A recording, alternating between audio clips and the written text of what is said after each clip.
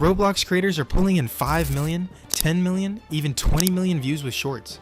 In the next few minutes, I'll show you the strategy they're using so you can start getting the same results. To make these types of videos, the first thing we need to do is open up Roblox Studio. Now we're in a plain base plate. In this case, I'm going to search for Escape Tsunami Brain Rot and import the correct map. When you're choosing a map, make sure it has the stud texture. Some versions don't, and they just don't look as good in the final video. Next, we're going to add something called FreeCam. If you don't know what FreeCam is, it lets us move the camera around freely, which we'll be using later to get some cinematic shot. Now I'm going to add a few morphs. This makes it much easier to switch between characters while recording. I'm adding Sammy, a noob, and maybe Kalis as well. The last thing we need is some speed changers. These will let us control how fast each character moves through the obby. Alright, everything's finally set up and now all that's left is the recording. I'm going to skip over most of that because honestly, it's just the same process repeated a bunch of times and I don't want to put you to sleep. So let's jump straight into the editing. Go ahead and drag all of your clips into whatever editing software you use. It doesn't really matter whether it's CapCut, Premiere Pro, DaVinci Resolve, or something else. The process is pretty much the same. The first thing we're going to do is change the aspect ratio to 9:16. This is the format used for YouTube Shorts, TikTok, and Instagram Reels. And trust me, if you leave it as widescreen, it's going to look pretty weird. Now it's time for one of the most important parts of the edit, cutting the clips. This is where a lot of people get it wrong. If your cuts are too fast, viewers won't have enough time to see what's happening. But if they're too slow, people are going to get bored and scroll away. What we're looking for is that perfect middle ground, where the video keeps moving but still feels easy to follow. So, let's start cutting.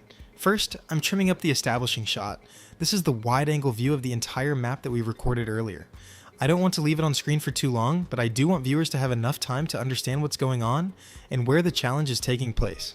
Once that looks good, I'm moving on to the character clips. For each character, I'm cutting right to the moment they start running. We don't need any standing around or waiting at the beginning because every second counts in a short. Now I'm going through each clip one by one. The first character starts running, makes some progress, and then dies. So I'm cutting the clip right after the death. Then I do the exact same thing for the next character. I'm keeping the pacing consistent throughout the whole video.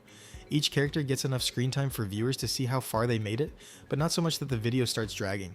As I work through the clips, I'm trimming out any unnecessary moments and making sure each transition feels smooth. The goal is to keep the viewer focused on one thing: who's going to make it the farthest.